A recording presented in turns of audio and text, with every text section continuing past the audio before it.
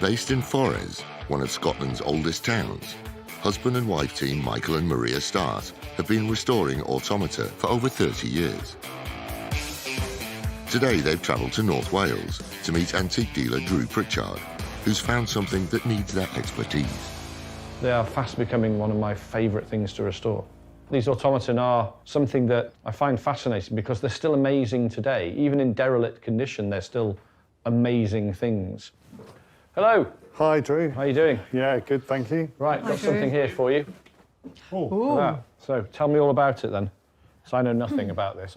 It's a circus performer, and we know this model, and this ladder wobbles to and fro with clockwork driving it. Music plays. Yeah. Maybe you want to catch the head, Maria. The head, OK. There we go, there goes the head. Let's lose the head. So now, look at that, that's amazing. He's gone completely upside down, but that's not the end of the clockwork performance. Right. Because when he's like this, the ladder wobbles and he goes like that. Wow. Does it really? 3 times he should do that. All to music, and now he's back down there, and everybody just wants more. The 19th century was a prolific period for automata.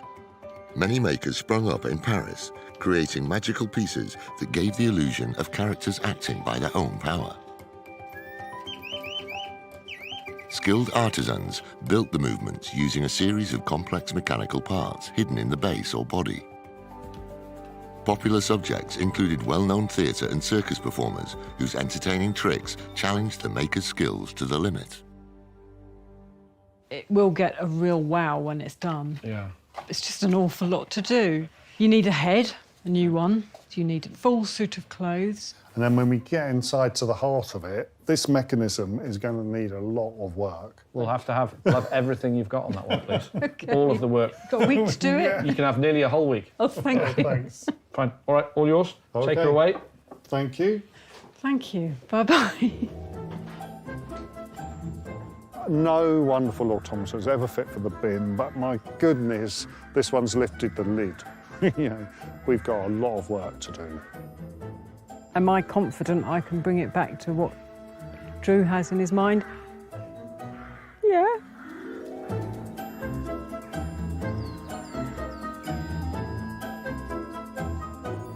With the Acrobat back in Scotland, it's poised for preservation. Michael begins by stripping down the mechanism. The movement of the Acrobat is controlled by a series of cams. That's it, free. Each individual one is designed to produce a specific motion. And here we have, if I can get this free, should just be able to pull this off. The cams are these profile discs, and it's like the brain of the mechanism. The whole performance is here in this palm of my hand.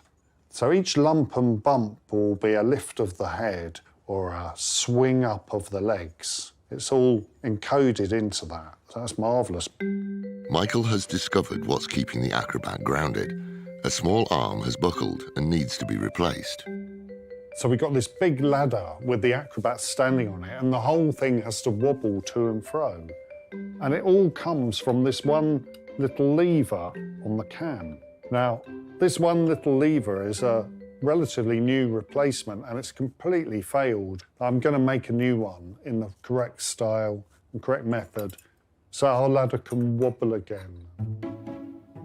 Referring to a sketch of an original lever as a guide, Michael uses a scribe to scratch the exact measurements on a new piece of brass. He then marks where the holes will go with a punch.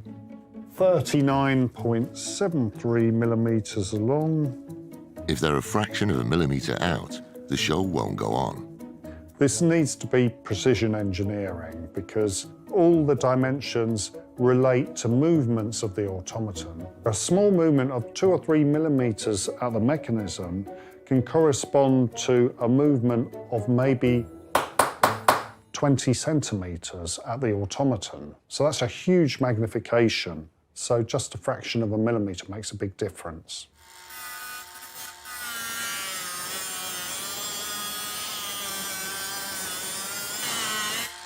There we go. After cutting the brass to size, Michael bores 4 precise holes. That's good. There, very close indeed. And then rivet it together and we'll have our new follower. Excellent. So that's pretty much it. I'm very pleased with that. Maria is bringing her acrobat back to life. She's made a new head from clay and now needs to cast it in a silicone mould. So I'm going to paint it on really carefully for the first coat. And then once that's on, I can start slapping it on a bit. I have to be really careful not to push too hard because the clay will just break up. It will just sort of melt underneath. You can see there how the clay's mixed in with the silicone because I did go in a little bit hard.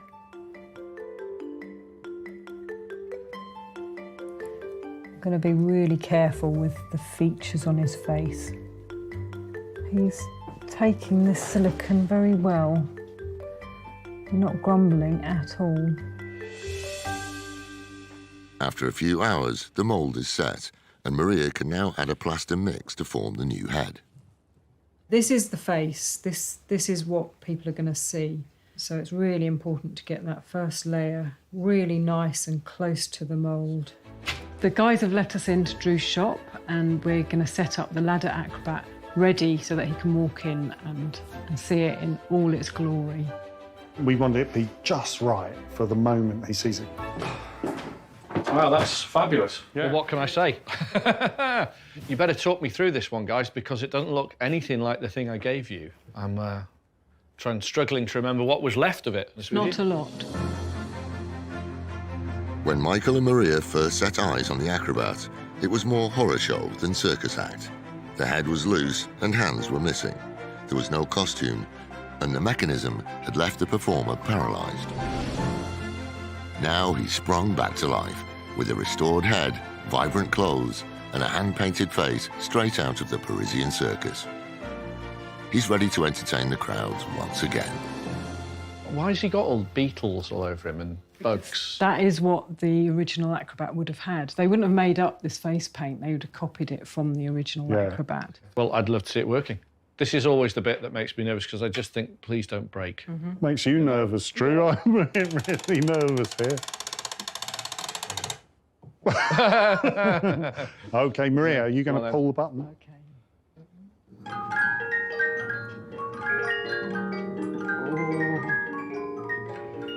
Go on, mate.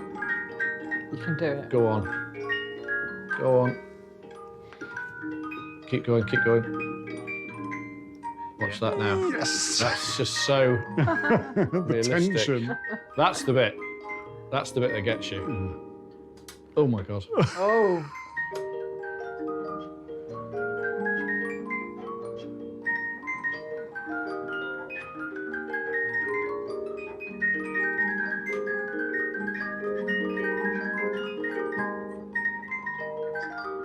That is magic. Imagine that 100+ years ago. No computers, no TV. You don't have any of this visual stimulation, and then all of a sudden this thing arrives in your life. It is magical. It started as a couple of £1,000 odd. What's it cost and what's it worth? It's taken 120 hours with the sequins and the beading. 180. 180 hours. A lot of hours. Right. So it's about £10,000 of work gone into this. Right. But your Hopefully it's a big but. Now, the starting price would be 15,000. So yeah, if We're in a you're, good place. you're in a nice London fair, you maybe 22.5 you'd ask. And Why not? You know, find another one. It's one of those, isn't it? That's what, whenever I sell something really expensive, I always have like a pang. I go, It's not the money. It's not the money. It's like, now I've got to find another one. And that's the hard bit. Anyway, look, well, thank you very much. yeah, thank you, Drew. guys. Leave it with us. Yeah. Much appreciated. Beautiful work as ever. Thank you, Drew. All right. Cheers. Thanks. Bye-bye.